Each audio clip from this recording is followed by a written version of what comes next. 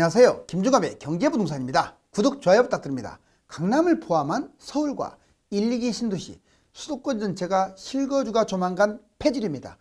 오매불망 집값 폭락만을 바라보고 있는 무주택자들이 보면 심각할 수도 있습니다. 해외 집값이 급격하게 추락한 상황에서 수도권 규제 지역을 끌고 갔다가는 금융위기가 터질 수도 있기 때문에 연착륙을 유도하기 위해서 규제 해제가 진행되는 겁니다. 더군다나 얼마든지 빚을 내서 집을 사라는 시대가 또 열릴 것이며, 신규 주택 매입과 미분양을 매입하면 주택수에 포함이 되지 않고 양도세를 내지도 않습니다. 유료상담은 010-3999-8808, 제가 직접 아파트 매수와 매도 타이밍 추천을 해드립니다. 전화 주십시오. 서울 실거주 폐지 큰일 났다. 무주택자 절대 보지 마세요. 역설적이죠? 자, 이제 여기 보시면 얼마나 이미 판을 깨버렸어요. 그냥 이게 또 올라가지 않을까라는 생각을 바꾸도록 판이 깨졌습니다. 우선 첫 번째는 유행까지 나섰다. 미국의 파격적인 금리 인상 비판. 제가 한번 비판한 적이 있었잖아요. 너무 자국, 그나마 전 세계의 파수꾼 역할을 하고 있는 그 미국이, 우리가 그렇게 좋아하는 미국이 너무나 자국 이기적인 어떤 발상으로 다른 나라에 어떻게 되든지 말든지 금리 인상을 하니까 유엔이 나섰어요. 미국 연준 금리 인상 멈춰라, 이렇게. 물론 어느 것이 정답이라고 할 수는 없습니다. 그렇지만 속도 조절은 필요할 것 같아요. 만약에 이렇게 지금처럼 계속 금리 인상을 세게 때리면요, 주가 난리 나요. 지금 여러분들 코스피를 샀든 뭐 미국 주식을 샀든 박살 난다고요. 달러, 우리나라 원화 난리 납니다. 이렇게 갈 수밖에 없어요. 여기 보시면 자, 유엔, 세계 지금 위기다. 세계 경제 침체와 위기 유발. 왜? 미국이 계속 금리를 많이 올리게 되면 개발도상국들의, 못 사는 나라들의 피해가 큽니다. 부자 나라보다 2배나 피해. 취약한 계층이 피해를 본답니다. 서민층, 빈민층, 이제 어느 나라가 됐든지 간에. 그리고 주요 CEO들도 이런 말을 해요. 급격한 금리 인상, 이거는 세계 경제에 재앙을 가져온다. 당연한 거 아니겠어요? 세계 경제가 붕괴되겠죠. 세계 파탄, 달러가 급등하고 주요 국가 경제가 위기를 밟고 주식, 부동산, 지속적 폭락, 금융위기의 단초가 될 것이다. 바로 이렇게 금리 인상을 계속 하게 되면 이런 일이 벌어진다. 자, 인상을 계속 해야 한다 하는 입장에서 본다면, 자, 미국은 지금 물가 안정이 급한 것 같아요. 만약에 물가가 지금 8포인트대인데 2배 뛰어가지고 20포인트로 올랐다고 생각해 보세요. 지금 0포인트대에서 8포인트면 8배 뛴 거예요. 만약에 2배 뛰면 20%, 3배 뛰면 30포인트까지 올라갈 텐데, 그렇게 되면 물가 폭등 시에 심각한 사태가 벌어질 거예요. 다민족 국가다 보니까 무슨 일이 벌어질지 몰라요. 이걸 두려워하는 거죠. 국가 안정, 경제 위기보다 미국은 국가 안정이 우선이고, 또 하나 미국의 기축 통화인 달러가 엄청난 효과가 있는 거예요. 결국 기축국가 달러가 있는 한은 무서울 게 없는 미국이야. 그래서 금리를 마음대로 인상시키는 거죠. 자, 이제 이거 실전적인 거니까 오늘 이거 잘 보세요. 방송을. 아주 실전적, 여러분들한테 정말 쏙쏙 박히게. 자, 일단 우선 첫 번째는 경기도 인천 지방아파트 10년간 안 올랐다. 이거 진짜 중요한 말이에요. 개구리 올챙이적 시적 모르고요. 자기 집값이 2년 만에 그냥 2배, 3배 뛰니까 정신이 없어가지고, 아, 내가 사는 곳은 끝내주게 좋은 곳이야, 뭐 이렇게 착각을 할 수 있는데, 많이 뛴 것들은 많이 폭락합니다. 지금 막 폭락하고 있잖아요. 그게 폭락한 다음에 바로 뛰는 게 아니에요. 과거 사례, 해외 요인이 겹쳐버리면 10년간 안 뛴다고. 여기 보세요. 경기도 인천 지방 아파트 시세 2007년 이 노무현 정부 때 2.5배나 뛰었어요. 4억짜리가 10억으로 뛴 거야, 그때. 2008년, 2019년 무려 뛴 다음에 떨어졌을 거 아니야. 8년에서 19년까지 12년 동안 안 올라갔어요. 여러분들이 경기도 사시는 분들 한번 잘 보세요. 물론 소형 같은 경우는 워낙 싸서 올라갔을 거예요. 근데 중대형일수록 제 말이 맞을 겁니다. 거의 대부분이 그래. 80%가 안 올라갔다고요. 2020년 언제 뛰었냐? 그러면 2020년하고 21년. 세상에. 옛날에 2007년에 꼭지 찍고 20년, 21년 이때 뛴 거야, 이때. 본격적으로. 서울은 진작부터 뛰었는데 15년 전 최고가보다 겨우 애게 뛴다는 게 무려 15년 전보다 올랐는데 겨우 20% 정도밖에 안 올라갔어요. 마음고생만 신나게 했겠네요. 작년 15년 전에 잡은 사람은 80%가 이러한 흐름을 보였다. 그러면 뛴 것들은 뭐냐? 많이 뛴 것들 우리 집 많이 뛰었는데 여기는 주로 2기 신도시는 2배 이상 다 뛰었어요. 새거. 왜? 분양가가 쌌기 때문에.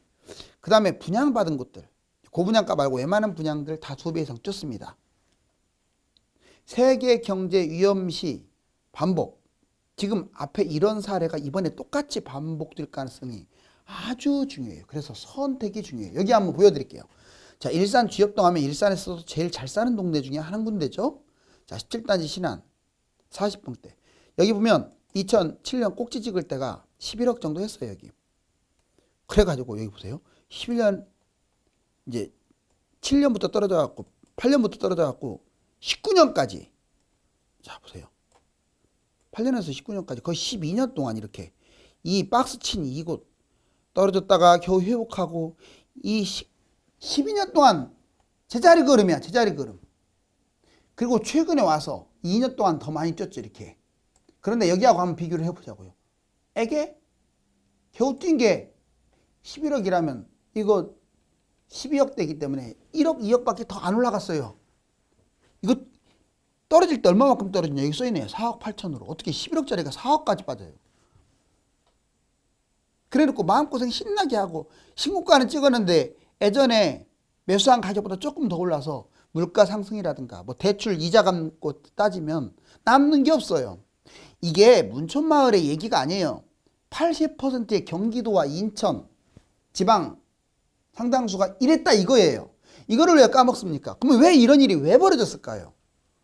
여러분들 잘 생각해 보세요. 왜 벌어졌을까요? 바로 신도시가 망조인 겁니다. 망조. 2기 신도시하고 택지지구 때문에 망해버린 거예요. 걔들이 너무 많이 분양하니까. 그러면 이번에는 더 심각하겠네. 왜? 뭐가 생겨요? 2기 신도시보다 더 많이, 그것도 270만 가구나? 3기 신도시와 택지지구 때문에 망해버리는 거예요. 넘어가 볼까요? 자, 매도자의 경우의 수 4가지. 지금이라도 팔아야 하나? 진짜로 이렇게 못 갔네. 15년 보면 보세요. 20년까지 못 가다가 다 그래프가 똑같아. 20년부터 이렇게 날아갔네요. 이렇게. 그러다가 떨어진 거 보세요. 여기. 오, 이렇게 떨어졌어요. 지금 올라간 폭에 반절 이상 떨어졌어요. 매물도 초록색이 매물인데 길게 늘어져 있네. 이 점점점점은 거래량이야. 자, 보면 인천 남동구 논현동에 에코메트로 7단지 하나 꿈의 그림이라고 하나 예를 들어줬어요. 여기 보면 거의 6억 9,500이니까 7억 같은 게 5억 2천. 세상에 7억이 5억 2천. 어떻게 이렇게 많이 빠졌나요? 단기간에. 여기 떨어진 거 보면 알잖아요. 그래프. 자, 오른쪽 볼까요? 그럼 이 가격이라도 팔아야 하느냐? 파는 게 나아요. 물론 사람에 따라 다릅니다. 뭐 정도 들었으면 그냥 나는 돈은 필요 없다. 나 여기 살 것이다. 뭐 그렇죠. 이 4가지를 좀 보고 판단을 한번 해보세요. 여러분들이. 자, 조건 1. 6억 9,500짜리가 5억 2천으로 지금 빠진 상태예요. 그럼 아마 이 가격에 내놔야 팔릴락 말락 할 거예요. 35% 폭락했네요. 조건 2. 지금 5억 2천에 매도. 그리고 바로 사면 안 되고 0에서 3년. 지금 6개월 빠질지 3년 빠질지는 또 봐야 하니까 관망을 하는 거죠. 바닥장까지. 먼저 1안. 얘를 팔았어. 그럼 5억을 챙겼네. 5억 2천이니까. 서울에 아예 5억 갭 투자를 하게 되면 이제 폭락장에 20억짜리가 12억으로 떨어졌을 거 아니에요. 그러면 10억에 잡는 거야. 갭 투자 5억으로. 그럼 28억으로 갑니다. 서울은 많이 갈 거예요. 16억 정도 버네요. 두 번째. 이제 실거주라는 거예요. 서울에다가. 5억 실거주. 그러면 20억짜리는 못 잡아요. 이제 9억짜리 잡아야겠죠. 9억이 5억으로 빠졌겠죠. 이제 이렇게. 얘 실거주 했어. 그럼 얘 13억으로 올라갑니다. 8억 뛰네요. 8억. 자, 이번에 세 번째 안. 팔아갖고 5억 생겼어. 그럼 바닥장 기다렸다가 송도가 제일 비싸잖아요. 인천에서. 자, 5억 실거주 했습니다. 10억짜리 비싼 아파트들이 5억으로 떨어질 거예요. 그럼 10억으로 또 올라갑니다. 여기는 송도는 서울이 아니라서 14억 이렇게 못 갈 것 같아요. 회복만 한다고 치자고요. 아까 제가 일산 것도 보여드렸는데 그럼 5억 버네요. 그런데 에라 모르겠다 끝까지 끌고 갔어. 그럼 이 사람은 7.1억이 지금 5억대로 떨어졌을지 몰라도 제가 보기에는 3억 5천까지 빠져요. 반토막 여기까지. 그러면 결국은 7억 1천만으로 또 회복을 하니까 결국은 3억 5천 벌었어요. 번 게 아니지. 갖고 있었던 사람은 제자리인데 지금 가격에 팔았을 때하고 이제 비교하니까 3억 5천인 거야. 끌고 갔을 때. 자, 어때요? 어떠한 경우를 보더라도 그냥 끌고 가는 사람보다 이 네 가지, 세 가지가 훨씬 낫죠. 왜냐? 이 아파트보다 좋은 아파트들이 훨씬 많기 때문에 얘를 끌고 가는 것보다 지금이라도 던지고 더 빠지니까 더 빠졌을 때 더 좋은 아파트를 잡게 되면 어디를 어떻게 잡냐에 따라서 이렇게 바뀌어요. 서울 실거주 폐지 오늘의 제목입니다. 자, 비수도권 조정지역 전면 해제. 부동산 시장에는 제한적이다. 제가 뭐라고 했습니까? 여러분들께 자, 올 연말 정도 되면 아마 수도권 외곽하고 지방 다 없어질 것이다. 규제가 없어질 것이다. 없어졌잖아요. 그거는 제가 예측한 게 아니라 그렇게 갈 수밖에 없어요. 그러면 이번에는 또 하나 예측을 해볼까요? 빠르면 올 연말 대충 내년 1월에서 6월 사이 상반기 때 서울 실거주 싹 폐지됩니다. 얼마 안 남았어요. 경기도 싹 폐지되겠죠. 당연히. 경기도가 먼저 폐지되고 서울 폐지될지 같이 한꺼번에 폐지될지는 봐야 돼요. 집값이 계속 붕괴되면요. 이런 거 끌고 실거주 막 이런 거 남겨뒀다가는 나중에 금융위기 터질 수도 있어요. 왜? 가계부채가 막 갑자기 집값이 폭락하게 되면 감당 못합니다. 정부도. 여기 보면 투기과열지역 해제 6월 해제 9월 해제 했죠. 2023년 1월에서 6월 이때 서울 수도권 전국 해제 다 할 거예요. 조정지역 이건 실거주하고 관련됐고 얘는 이제 분양권 전매나 뭐 여러 가지 세금 6월 해제 9월 해제 얘 역시 조정지역도 1월부터 6월 사이에 싹 없어질 거예요. 결국은 규제 완화를 한다는 건데 지금 재건축 재개발 규제 완화 거의 하잖아요. 세제 대출도 완화하잖아요. 부양책 신규주택 미분양 양도세까지도 면제. 이제 부양책을 쓴다는 얘기는 뭐냐면 지금 당장은 안 쓸 것 같아요. 부양책은 빠르면 내년 하반기 아니면 내후년. 이제 집값이 2년 이상 빠지면 부양책을 써요. 이거 보세요. 집 두세 개 잡아도 얘는 주택수에 포함 안 시킨다. 양도세 면제해준다. 뭐 5년간이나 평생이나. 미분양도 마찬가지. 양도세 면제해준다. 여러 개 잡아라. 이렇게 해야만 이 집을 잡거든. 그래야 집값 폭락을 막을 수가 있거든. 세계 경제, 파탄 국가 내 나라, 뭐 파탄까지는 아니더라도 주로 주요 국가죠. 제가 보기에는 심각한 게 공산주의 국가들이 돼요. 중국, 코로나 봉쇄 패착을 줬어요. 빅테크 통제, 타격을 받았어요. 빅테크 통제해가지고 막 첨단 산업들 있죠. 특히 미국과 관련된 것들 통제해서 손해 엄청 본 겁니다. 지금. 부동산 부도, 지금 헝다같이 부도 나는 곳들을 땜질해가지고 부양책 쓰고 있어요. 마지막으로는 제 개인적 생각이지만 공산주의의 비열함. 어떠한 일이 있어도 우리는 민주주의 국가입니다. 공산주의를 합리화할 수가 없어요. 실제로 믿을 수가 없잖아요. 러시아, 우크라이나 침공, 물가 폭등 주범 국가예요. 왜? 침공해가지고 에너지 문제 때문에 세계 경제 위기의 근본이 됐죠. 지금 뭐 러시아 저도 그렇게 미워하진 않았는데 이번 사태를 계기로는 달라졌죠. 공산주의 역시 비열함. 문제는 국민들이 그렇다는 거 아니에요. 특수 한두 명. 미국 뒤늦게 금리 인상했어요. 파월이 그렇게 하라 할 때 안 하고 이제 와서 막 난리 났죠. 후행지표 정책 수립, 과도한 통화 완화, 경제보다 물가 우선이야. 유럽, 영국 감세, 재정위기. 결국 영국도 지금 대출 모기지론 때문에 중단하니까 재정위기에 처했어요. 독일, 러우 사태 소극적이야. 튀르키예, 터키죠. 금리 인하해버렸어요. 세상에. 인하해가지고 난리 났어. 유로 공조, 소극적. 공조를 해야 사는데 공조도 안 해?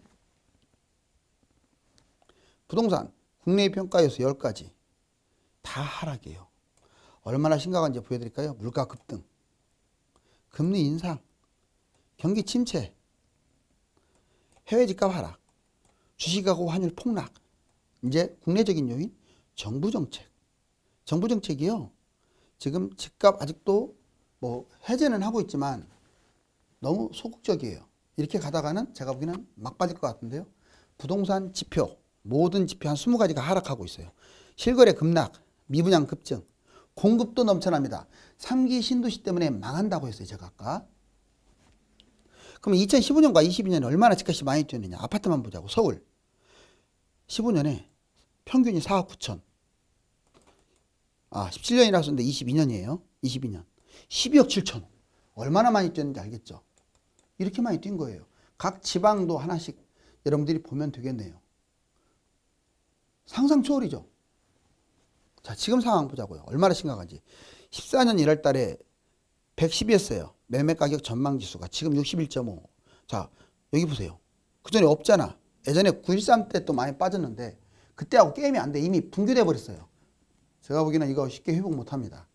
그리고 예전에 2009년에 그 미국발 금융위기 때보다 더 낮아. 구매력 지수는. 그 다음에 9월 소비자 물가 5.6%. 자, 이렇게 올라갔다가 우리나라 거예요. 따끈한 자료입니다. 속보예요. 5.7에서 5.6. 팍 떨어지지 않은데 물가가 소비자 물가가 안 빠지고 있어. 이러면 금리 인상 계속 할 겁니다. 그러면 주가, 부동산 폭락은 기정사실. 여기 보세요. 신용대출은 8%도 뚫렸어요. 7.2에 8.12. 신한은행.